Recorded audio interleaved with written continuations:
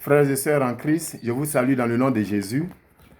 Je suis l'apôtre Adjiri Bebou Timothée, président fondateur de l'église évangélique El Tekon de Côte d'Ivoire.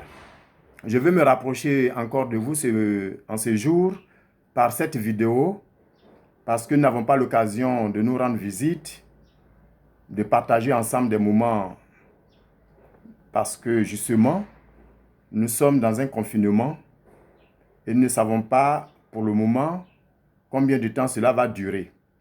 Mais en tant que dirigeant de l'Église et en tant que votre berger, il me faut de temps à autre me rapprocher de vous par ce moyen de communication moderne pour que nous puissions ensemble vivre ce moment dans le recueillement, dans la paix des cœurs, bien sûr, loin de la psychose, pour nous rafraîchir toujours l'âme autour de la parole de Dieu. Ce matin, je voudrais vous parler un peu des signes annonciateurs du retour de notre Seigneur Jésus-Christ. La Bible parle des derniers temps et dans les derniers temps, beaucoup de signes se produiront dans le monde. Et pour l'Église, ce serait l'occasion de se rappeler et de se tenir prête. Le Seigneur va bientôt arriver. Mais cependant, la pandémie à coronavirus ne nous dit pas que c'est la fin du monde. C'est pourquoi il nous faut éviter, comme on l'entend ça et là, les vaines spéculations que le temps est là. Après donc l'événement du coronavirus, ce serait l'enlèvement. Bien-aimés, le Seigneur nous a prévenus dans Matthieu chapitre 24, verset 36, que pour ce qui est de l'heure, ce qui est du jour, personne ne le sait, ni les anges des cieux, ni le Fils, mais le Père seul.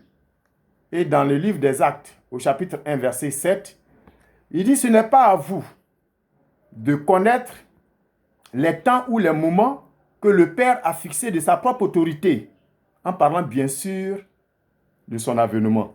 Cependant, je voudrais attirer votre attention qu'il y a des signes qui ne trompent pas et qui s'inscrivent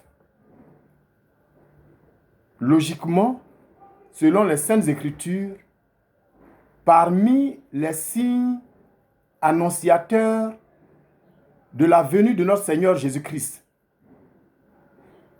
de son retour prochain.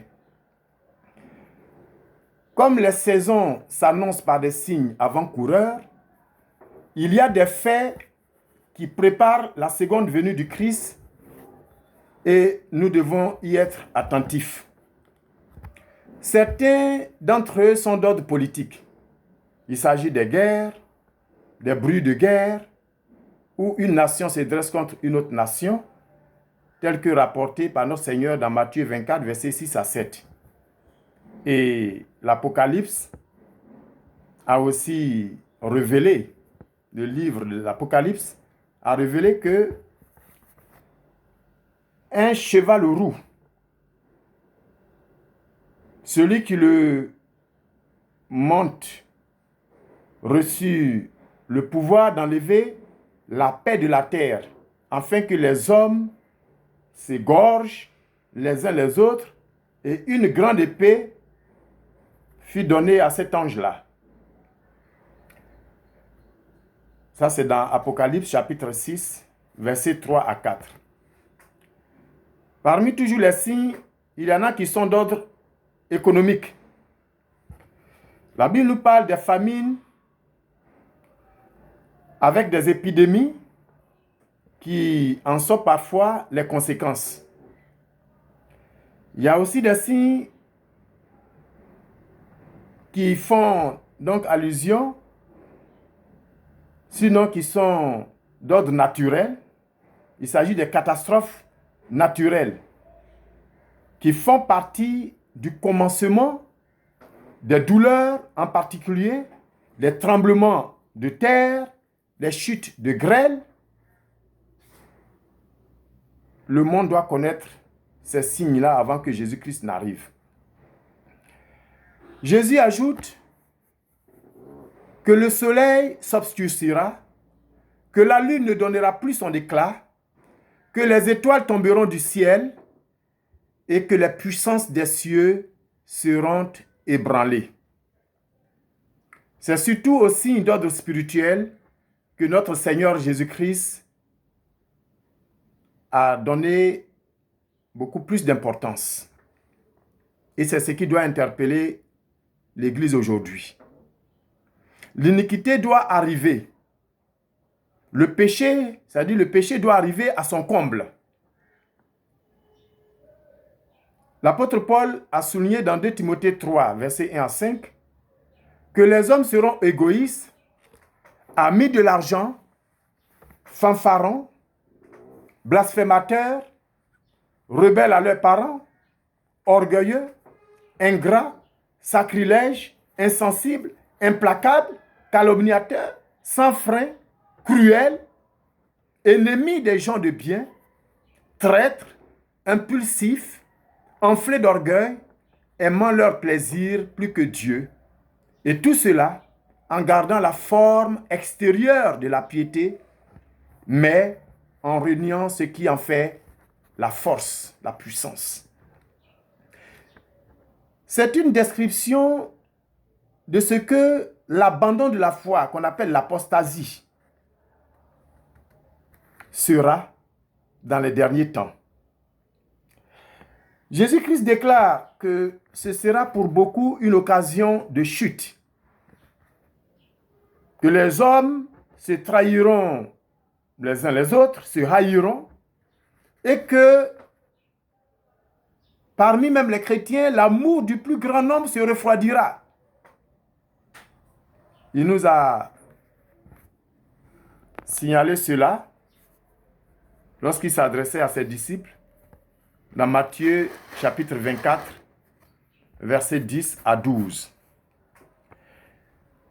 Il a annoncé aussi la venue de faux Christ et de faux prophètes qui opéreront de grands signes et de grands prodiges au point de séduire même les élus si cela était possible. Il y aura la persécution des chrétiens et bref, j'en passe. D'un autre côté, il nous dit que celui qui persévérera jusqu'à la fin sera sauvé. Malgré tout, la bonne nouvelle du royaume doit être prêchée dans le monde entier pour servir de témoignage à toutes les nations. Alors viendra la fin. Ce qui prévaut en ce moment dans le monde, cette pandémie à coronavirus, ne marque pas la fin définitive, si je veux m'exprimer ainsi, la fin du monde. Non. Dans l'histoire de l'Église, nous avons eu des témoignages, des persécutions. Mais dans l'histoire du monde, parce qu'il s'agit des signes qui vont marquer le monde entier, il y a eu des guerres. Il y a eu toujours des guerres. Il y a eu des famines, des épidémies, des tremblements de terre, de la perversité, des persécutions et même des progrès de l'Évangile. Dieu a choisi à dessein de tels signes pour tenir en toute période son Église en haleine. Ceci dit, il convient d'ajouter que jamais ces signes n'ont été si nombreux et si clairs que dans ces derniers siècles.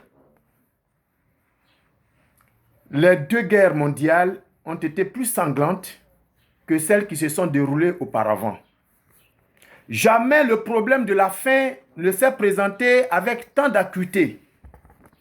Les famines d'autrefois étaient atroces, mais elles étaient localisées. Tandis qu'aujourd'hui, si je ne m'abuse, c'est la moitié de l'humanité, même plus de la moitié, qui en souffre. Et parlant des tremblements de terre, il semble que les tremblements de terre aussi soient plus fréquents et plus dévastateurs qu'autrefois. Les faux prophètes et les sectes pernicieuses aujourd'hui gagnent du terrain. Ici en Côte d'Ivoire, c'est la prolifération des sectes,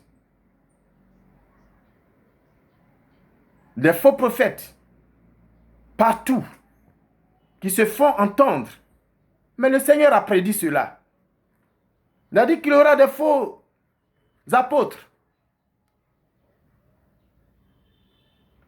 des faux bergers, des mercenaires, avant l'arrivée, avant son retour prochain.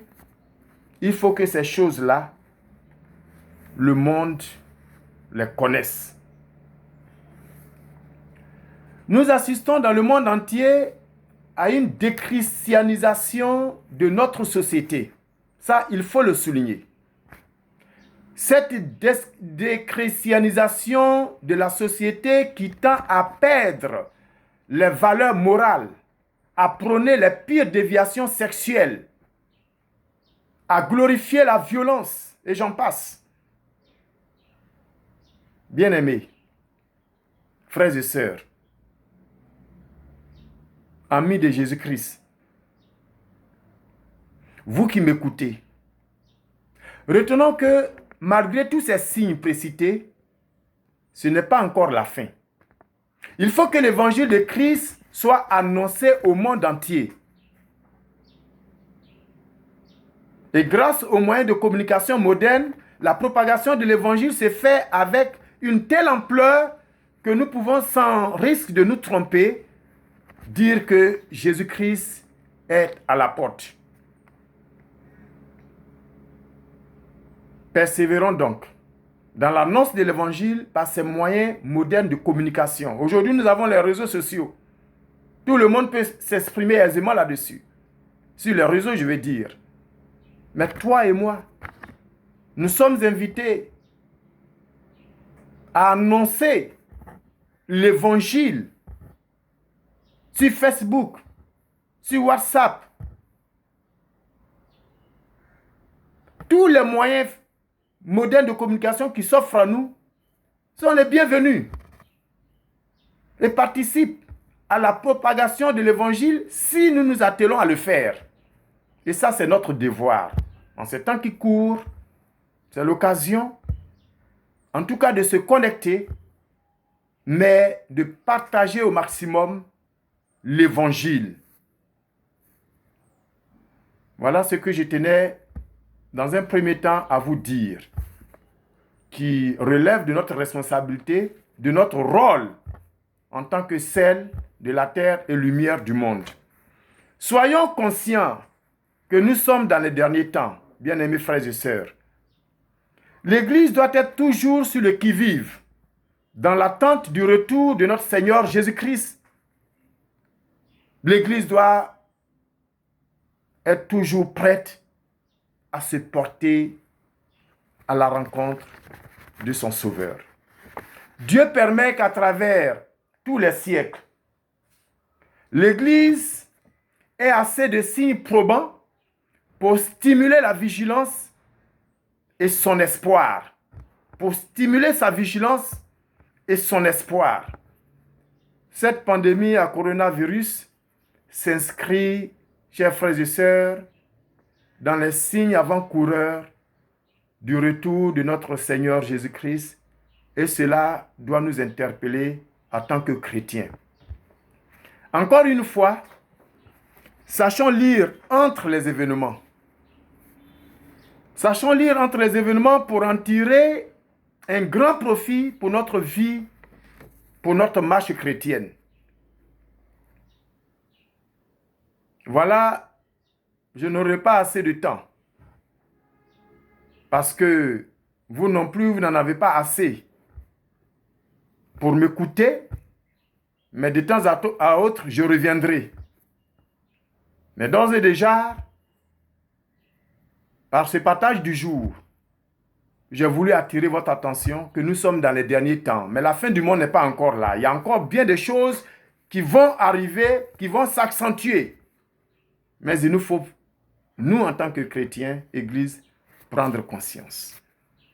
En conclusion, je voudrais vous laisser cette parole de l'apôtre Jean dans Apocalypse, chapitre 22, verset 11. C'est à toi, c'est à moi, que celui qui est injuste soit encore injuste. Que celui qui est souillé se souille encore. Et que le juste pratique encore la justice. Et que celui qui est saint se sanctifie encore. Bien-aimés, nous sommes avertis. Que le Seigneur te bénisse. Qu'il bénisse vos maisons respectives. Qu'il bénisse la Côte d'Ivoire, notre beau pays. Qu'il nous donne de sortir de ce combat. Et que le monde entier soit gardé et prenne conscience. Chers frères, voilà ce que j'avais voulu partager. Que Dieu te bénisse. À la prochaine.